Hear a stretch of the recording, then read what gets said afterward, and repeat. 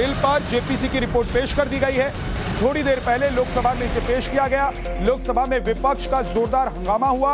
Report के खिलाफ विपक्षी सांसदों ने नारेबाजी की। जेपीसी रिपोर्ट पर गृह मंत्री अमित शाह का बयान भी इस दौरान आया। रिपोर्ट पर विपक्ष अपनी बात रख सकता है, यह अमित शाह ने कहा। स्पीकर जो टिप्पणी जोड़ना चाहें जोड़ भी सकते हैं, मेरी पार्टी को इससे कोई दिक्कत नहीं है, यह अमित शाह ने कहा। वक्फ बिल पर जेपीसी की रिपोर्ट राज्यसभा के बाद अब लोकसभा में भी पेश कर दी गई। इस बिल पर लोकसभा में भारी हंगामा हुआ और विपक्ष ने सदन के वॉकआउट का फैसला लिया और सदन से वॉकआउट कर दिया। इस रिपोर्ट को जेपीसी के चेयरमैन जगदंबिका पाल ने पेश किया। विपक्ष के हंगामे पर अमित शाह ने कहा कि हमारी पार्टी को इस रिपोर्ट पर कोई आपत्ति नहीं है। जेपीसी रिपोर्ट पर विपक्षी अपनी आपत्ति दर्ज कराए।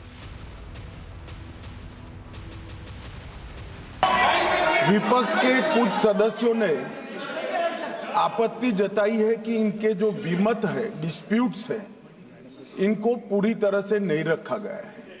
मैं मेरी पार्टी की ओर से आपको विनती करना चाहता हूं कि विपक्ष के जो डिस्प्यूट्स हैं, एक सिर कर आप संसदीय कार्यप्रणालिका के उपयुक्त रूप में जो जोड़ना है वो जोड़े। इसमें मेरी पार्टी को कोई आपत्ति नहीं है।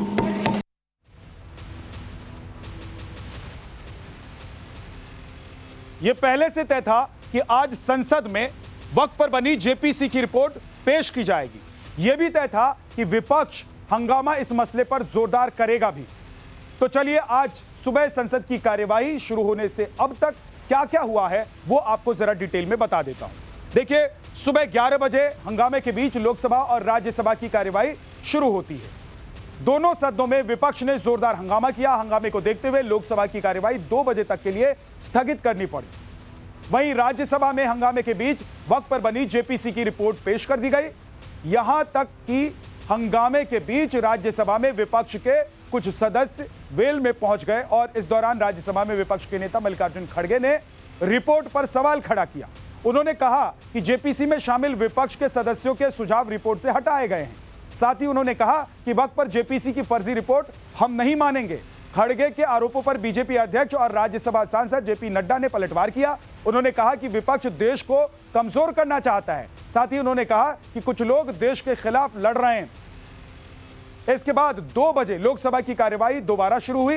लोकसभा की कार्यवाही शुरू होते ही विपक्ष ने फिर हंगामा शुरू कर दिया और हंगामे के बीच लोकसभा में वक्त पर जेपीसी की रिपोर्ट पेश कर दी गई। हालांकि जब रिपोर्ट को राज्यसभा में पेश किया गया था तब कांग्रेस अध्यक्ष खड़गे ने इस पर ऐतराज जताया। आपको उनका बयान सुनवाते।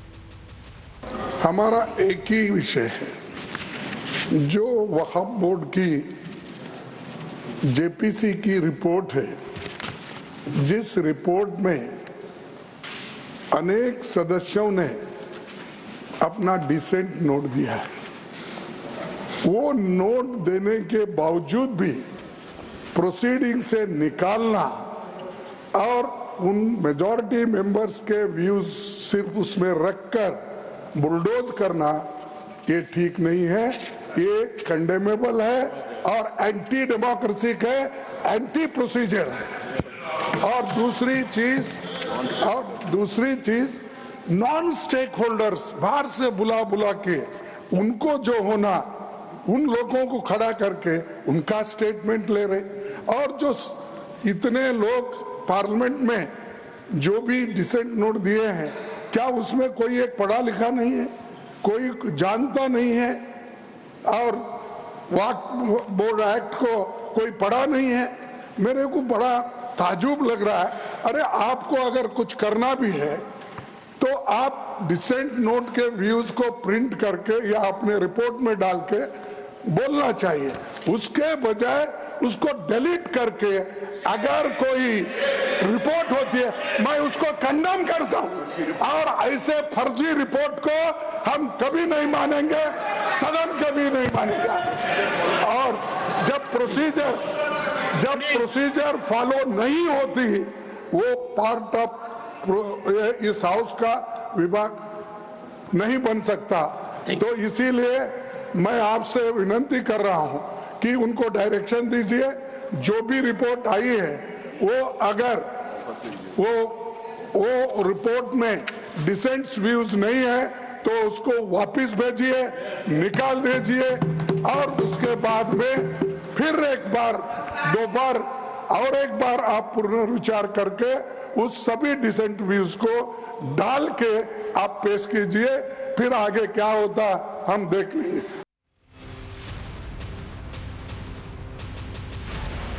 और इसी से जुड़ी हुई एक बड़ी खबर आपको बता देते हैं। जेपीसी रिपोर्ट को लेकर विपक्ष ने हंगामा किया। जेपी नड्डा ने विपक्ष पर निशाना साधा। विपक्ष का उद्देश्य चर्चा करना नहीं है, जेपी नड्डा ने कहा। उन्होंने कहा कि देश को कमजोर करना चाहता है विपक्ष, कुछ लोग देश के खिलाफ ही लड़ रहे हैं। जेपी नड्डा ने यह निशाना साधते हुए विपक्ष पर बातें कही। देश को कमजोर करने वालों के साथ कांग्रेस है, विपक्ष तुष्टीकरण की राजनीति कर रहा है। जेपी नड्डा की तरफ से यह बयान आया। सारे चर्चा में एक बात ध्यान में आई कि विपक्ष का उद्देश्य चर्चा करना नहीं था, विपक्ष का उद्देश्य राजनीतिक दृष्टि से अपना पॉइंट स्कोर करने का था। यह बात स्पष्ट दिखती है और यह दुर्भाग्य की बात है, दुख की बात है कि जिसके बारे में पार्लियामेंट्री अफेयर्स मिनिस्टर ने बड़े स्पष्ट शब्दों में कहा कि कोई भी चीज का डिलीशन नहीं हुआ है, कोई भी चीज को डिलीट नहीं किया गया है, सब कुछ एनेक्सर में एज इट इज रखा गया है। और हमारे एक मंत्री ने भी स्पष्ट किया कि चेयरमैन को यह अधिकार है कि वो कुछ भी डिलीट कर सकता है और वो नियम बताते हुए कि किसी भी चीज का डिलीशन हो सकता है, फिर भी कुछ नहीं डिलीट किया गया। विपक्ष ने बहुत गैर जिम्मेदाराना व्यवहार किया है और इसकी निंदा होनी चाहिए। और ये तुष्टीकरण की राजनीति है। This is a politics of appeasement. ये देश को कमजोर करने के लिए, जॉन बिटास, ये क्वेश्चन आवर जरूर है, लेकिन क्वेश्चन आवर में सबसे बड़ा क्वेश्चन ये है कि कुछ लोग देश को तोड़ने की साजिश करते हैं। कुछ लोग, some people are trying to fight against the Indian state। Bharat देश के खिलाफ लड़ रहे हैं। इसलिए यह विपक्ष की आज का वॉकआउट होना, यह ऑन रिकॉर्ड आना चाहिए कि यह देशद्रोही गतिविधियों को प्रोत्साहन देने का एक माध्यम है और उसका एक्सप्रेशन है। और कांग्रेस पार्टी और विपक्ष आज देश के जो लोग खंडित करना चाहते हैं, देश को कमजोर करना चाहते हैं, उनके हाथ मजबूत करने का काम कर रही है, तो विपक्ष कर रही है। आज सुबह से ही संसद से सड़क तक सत्ता पक्ष और विपक्ष के बीच रिपोर्ट को लेकर वार पलटवार का दौर जारी रहा। आइए दोनों पक्षों की तरफ से इस रिपोर्ट को लेकर क्या कहा जा रहा है वो भी आपको बताते हैं। विपक्ष की तरफ से क्या कहा गया। विपक्ष ने कहा कि वक्त की आड़ में मुसलमानों को टारगेट पर ले रहा है सत्ता पक्ष, तुष्टीकरण की राजनीति कर रहा है विपक्ष, हमारी बात को रिपोर्ट से हटा दिया गया है, यह विपक्ष ने कहा। सत्ता पक्ष की तरफ से जवाब आया कि रिपोर्ट से कोई बात नहीं हटाई गई है, तो विपक्ष ने कहा कि हमारी किसी भी बात को जगह नहीं दी गई है। सत्ता पक्ष का कहना है कि देश को कमजोर करना चाहता है विपक्ष, लेकिन विपक्ष कह रहा है कि विपक्ष को भी अपनी राय देने का हक है, लेकिन सत्ता पक्ष का कहना है कि कुछ लोग देश के खिलाफ ही लड़ रहे हैं। विपक्ष वही कह रहा है कि हमारी राय से सहमत या असहमत हो सकते हैं। दूसरी तरफ सत्ता पक्ष की तरफ से कहा गया कि देश को कमजोर करने वालों के साथ कांग्रेस है। विपक्ष की तरफ से इसका जवाब आया कि आज वक्त, कल मंदिर गुरुद्वारे के लिए बिल लाएंगे। ये सत्ता पक्ष ने कहा कि विपक्ष का उद्देश्य बिल पर चर्चा करना नहीं है, तो विपक्ष ने कहा कि सरकार का मकसद सारी जमीनों पर कब्जा करना है। इसका जवाब दूसरी तरफ से भी आया, संसद और देश को गुमराह कर रहे हैं विपक्षी नेता, यह सत्ता पक्ष की तरफ से कहा गया। तो विपक्षियों ने कहा कि हम देश के सारे धर्मों के अधिकारों की रक्षा करेंगे। सत्ता पक्ष की तरफ से कहा गया कि वक्फ बोर्ड की मनमानी और नहीं चलने देंगे। सुनिए। जो हम लोग का डिसेंट जो डिलीट कर दिया वो इलीगली हुआ है। All are based on legal points. ने वकअप लेके ये जो पॉलिटिक्स हो रहा है ये अच्छा नहीं हो रहा है, ये अच्छा नहीं कर रहा है। भाई तुम्हारा बोलना है तुम बोलो, हमारा जो बोलना है बोलो ना भाई। डिसेंट तो we have given the dissent in a very decent manner. We have given the decent DISC in a decent manner, DCNT. I expect a decent behavior from the ministry. But behavior of the ministries are indecent, undemocratic, totally undemocratic. JPC Waqf bill पर बनाया गया और बहुत अच्छी तरह से काम किया।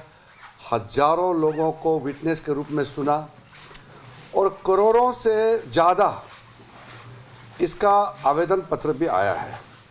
पब्लिक हियरिंग टाइप जो होते हैं उसमें लिखित रूप से भी होते हैं और फिजिकल भी लोग आते हैं। तो सबसे पहले तो जेपीसी ऑन वक्फ बिल बहुत अच्छा काम किया। आज राज्यसभा में जब टेबल करते समय कुछ ऑपोजिशन एमपीज ने ऑब्जेक्शन रेज किया और ये कहा कि उनके डिसेंट नोट को हटाया गया है। मैंने जेपीसी चेयरमैन से बात किया और सेक्रेटरीट से जानकारी लेकर के फिर मैंने राज्यसभा में बताया कि रिपोर्ट पूरा पेश किया गया है। हम देश को बचाना चाहते हैं, हम जानते हैं अच्छी तरीके से। आज ये आया है वक्फ बोर्ड के लिए, कल आएगा गुरुद्वाराओं पे, परसों आएगा ये मंदिरों पे, चर्चेज पे, ये सारे रूप में आएगा। तो देश की संपत्ति फिर गिरवी रख दी जाएगी अपने मित्रों अडानी अंबानी सहित तमाम लोगों को। तो आज हमारी पूरे विपक्ष की इंडिया अलायंस की एक कोशिश है कि हम देश के सारे धर्मों के अधिकारों की रक्षा कर सकें। और इसी तरह से जेपीसी बैठ की कमेटी गठित हुई थी। उसके बाद उन्होंने बड़ा वृहद पैमाने पर लोगों से उनकी राय मांगी, जिसमें धर्मगुरु शामिल थे, तमाम संस्थाएं शामिल थीं, सरकारी पक्ष भी शामिल था, आम जनता भी, उससे भी उन्होंने इसके व्यूज़ लिए हैं और बड़ी वृहद पैमाने पर विचार विमर्श के बाद रिपोर्ट प्रस्तुत हुई है। मैं समझता हूँ कि मोदी सरकार अपने सुधारों के लिए जानी जाती है। अल्पसंख्यकों का भी हित इसमें प्रभावित होता रहा है। अल्पसंख्यक का भी हित सर्वोपरि होते हुए उसमें कोई व्यवधान ना हो, लेकिन वक्फ का दुरुपयोग भी ना हो, ये सरकार की प्राथमिकता है। तो मैं समझता हूँ कि एक अच्छा ये संशोधन बिल होगा। चलिए अब आपको बताते हैं कि पुराना वक्फ कानून और नया वक्फ कानून अगर बना तो क्या फर्क आ जाएगा, दोनों कानून में क्या फर्क है और उससे क्या बदल जाएगा। आपको एक एक करके बताते हैं। पुराना कानून कहता है कि वक्फ बोर्ड के दावे पर सिर्फ ट्रिब्यूनल में अपील कर सकते हैं। नया प्रस्तावित बिल के मुताबिक रेवेन्यू कोर्ट, सिविल कोर्ट में भी अपील संभव है। जो अभी कानून है, यानी कि जो पुराना कानून है, उसके मुताबिक वक्फ ट्रिब्यूनल के फैसले को चुनौती नहीं दे सकते। एक बार वक्फ की ट्रिब्यूनल ने जो फैसला दे दिया वो फाइनल माना जाता है, उसे किसी कोर्ट में कहीं भी जाकर आप चुनौती नहीं दी। नया प्रस्तावित बिल कहता है कि वक्फ ट्रिब्यूनल के फैसले को हाई कोर्ट में चैलेंज करना संभव। अभी के कानून के मुताबिक किसी जमीन पर मस्जिद तो वो वक्फ की संपत्ति घोषित कर दी जाती है, जबकि नए प्रस्तावित बिल जो कानून में अगर बदल जाए तो क्या हो जाएगा समझिए। अगर दान में जमीन नहीं दी तो वक्फ की प्रॉपर्टी उसे नहीं माना जाएगा। और अभी के कानून के मुताबिक वक्फ बोर्ड में महिला दूसरे धर्म के लोगों को भी एंट्री नहीं है। नए प्रस्तावित कानून के बिल के मुताबिक वक्फ बोर्ड में 2 महिला अन्य धर्म के 2 सदस्य भी शामिल हो सकेंगे। देखिए, मैं जेपीसी का मेंबर था। बड़े अफसोस की बात है, विपक्ष के सदस्यों ने जो अपना डिसेंट नोट दिया, जो उन्होंने अपना विरोध दर्ज कराया, उनका विरोध भी शामिल नहीं किया गया। ये आपने मजाक बना रखा है जेपीसी रिपोर्ट को। भाई, जो आप हमारी राय से सहमत हो सकते हैं, असहमत हो सकते हैं। डेमोक्रेसी के अंदर अलग अलग पार्टियों को अपनी राय देने का हक है। आप उसको कूड़ेदान में कैसे डाल सकते हैं? और याद रखिएगा, इतिहास हमें माफ नहीं करेगा। ये आज शुरुआत है, आगे गुरुद्वारों की जमीनें कब्जा करने का बिल लाएंगे, ये मंदिरों की जमीनें कब्जा करने का बिल लाएंगे, चर्चों की जमीनें कब्जा करने का बिल लाएंगे और सारी जमीनें कब्जा करके अपने दोस्त अडानी और चंद पूंजीपतियों को देंगे। देखिए, जिसका इंतज़ार था वो घड़ी आ गई। वक्फ अमेंडमेंट एक्ट पर जो जेपीसी की रिपोर्ट थी वो टेबल कर दी गई। विपक्ष इसे फर्जी रिपोर्ट बता रहा है, खड़गे साहब इसको फर्जी बता रहे हैं। जबकि ये सही रिपोर्ट है, सबसे सलाह ली गई। इस जेपीसी ने जितनी सलाह आज तक किसी भी जेपीसी ने ली होगी उससे ज़्यादा सलाह ली है। वक्फ अमेंडमेंट एक्ट वक्फ को जो ज़्यादा अधिकार था वो अधिकार नहीं होगा, लेकिन जो वक्फ की जायदाद है उसको सुरक्षित भी करेगा। इसमें किसी को परेशान होने की ज़रूरत नहीं है।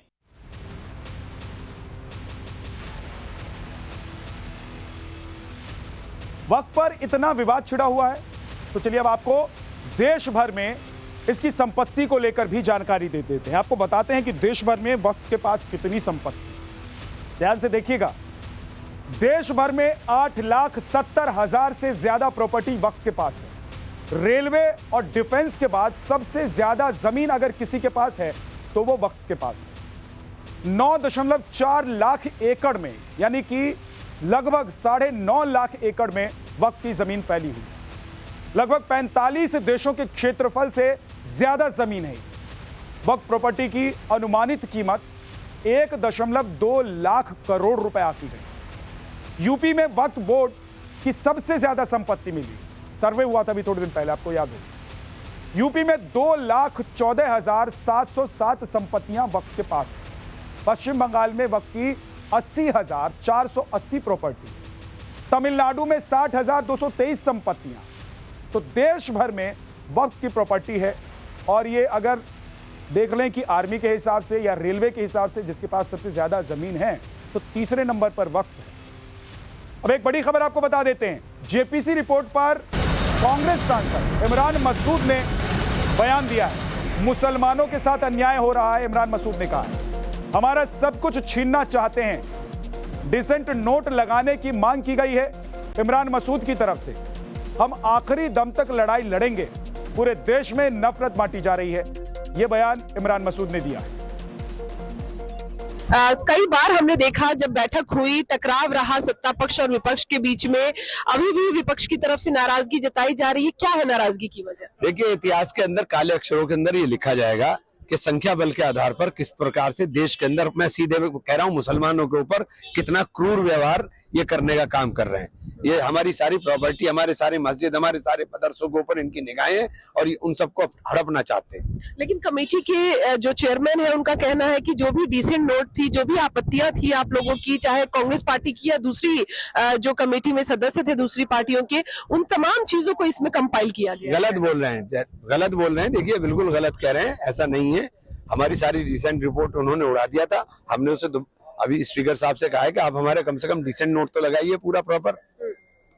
क्या संसद में तो विरोध करेंगे क्या? अब आगे किस तरह से ये विपक्षी पार्टी इसमें आगे बढ़ेगी? हम आखिर तक लड़ाई लड़ेंगे। देखिए, ये संख्या बल के आधार पर क्रूरता के साथ मुसलमानों के साथ व्यवहार है। इस देश के अंदर देश के लोग सवाल ना करें कि अडानी को आपने सारी बॉर्डर की लैंड क्यों दे दी। देश के लोग सवाल ना करें कि नौजवान परेशान क्यों हैं। देश के लोग परेशान, किसान के ऊपर सवाल ना करें। देश के अंदर लगातार मार्केट गिर रही है और निवेशकों का पैसा डूब रहा है। देश उस पर सवाल ना करे, इसलिए पूरे देश में नफरत बांटो। और नफरत के लिए टारगेट है मुसलमान। मुसलमान के खिलाफ जितनी नफरत परोसोगे उतना देश के अंदर तुमसे कोई सवाल नहीं करेगा। यही देश में चल रहा है।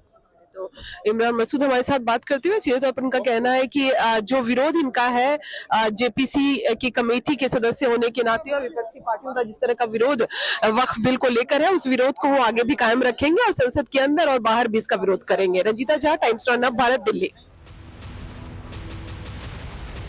अब आपको बताते हैं कि देश में वक्फ की संपत्ति कितनी तेजी से बढ़ रही है। आजादी के वक्त 52,000 की वक्फ की संपत्ति थी। 2009 में जो आंकड़ा सामने आया उसके मुताबिक ये संपत्ति बढ़कर 3 लाख तक पहुंच गई। 2022 में यही वक्फ की प्रॉपर्टी बढ़कर 8,65,644 हो गई। और अब तक की बात करें तो 2025 में यह आंकड़ा बताता है कि वक्फ के पास 9 लाख से ज्यादा संपत्ति है।